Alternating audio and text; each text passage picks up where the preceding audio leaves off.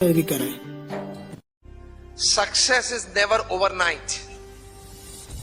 સિદ્ધિ છે એ ક્યારેય રાતોરાત કોઈને મળતી નથી, અને રાતોરાત સિદ્ધિ મેળવવાના પ્રયત્નમાં જ તણાવ આવે છે.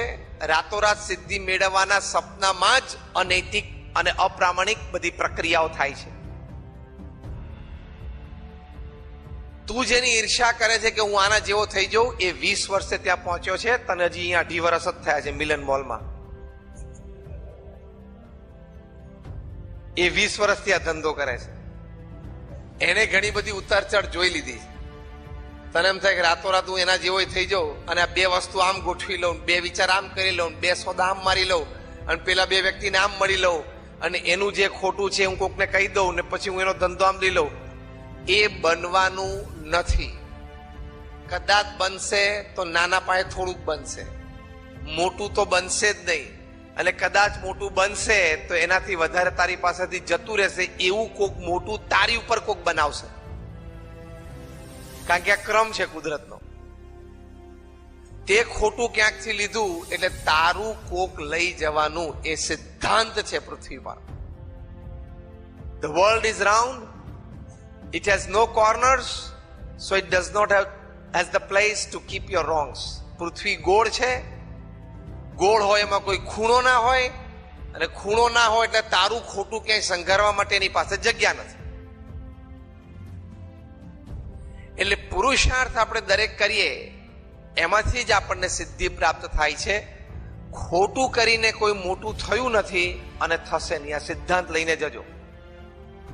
પ્રવચનમાં કદાચ ઘણી બધી વાતો તમે સાંભળશો, બધી તો તમને બરાબર યાદ નહીં રહે, પણ અમુક આવા સિદ્ધાંતો ચોક્કસ યાદ રાખજો કે ખોટું કરીને કોઈ મોટું થયું નથી, થશે પણ નહીં, અને કદાચ કોઈક થોડું ઘણું મોટું થઈ પણ ગયું ખોટું કરીને, તો બહુ ખરાબ રીતે પાછું નીચે આવશે.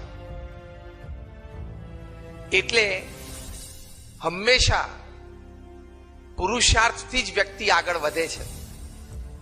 શુભ સંકલ્પ હોય, દ્રઢ નિષ્ઠા હોય, કરી છૂટવાની એક તમન્ના હોય, અને પોતાના બાહુબળ પર આગળ વધવાની શ્રદ્ધા હોય, એ જ વ્યક્તિને સફળતા પ્રાપ્ત થાય છે.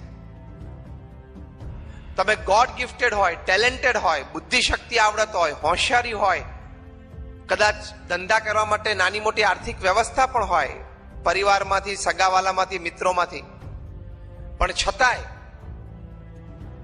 તમે જો નૈતિક અને પ્રામાણિક પુરુષાર્થ ના કરો તો તમે આગળ ન વધી શકો. અને સાતત્યમાં હોવું જોઈએ.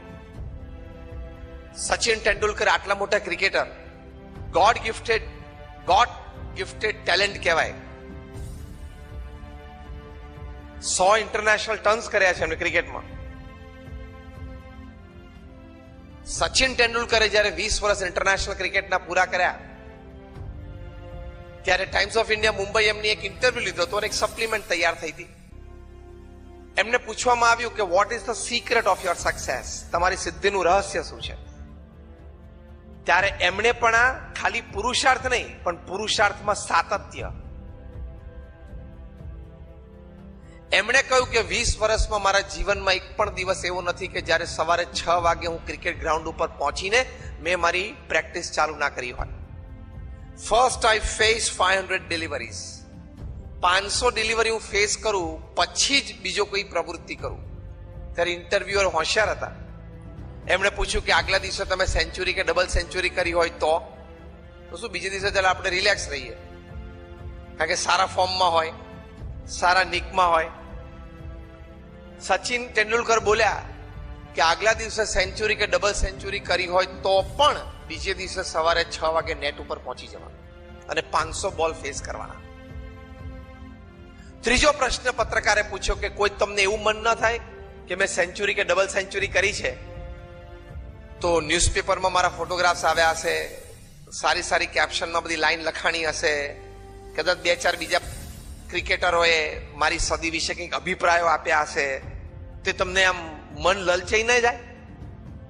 ત્યારે સચિન બોલ્યા કે એવું મન જો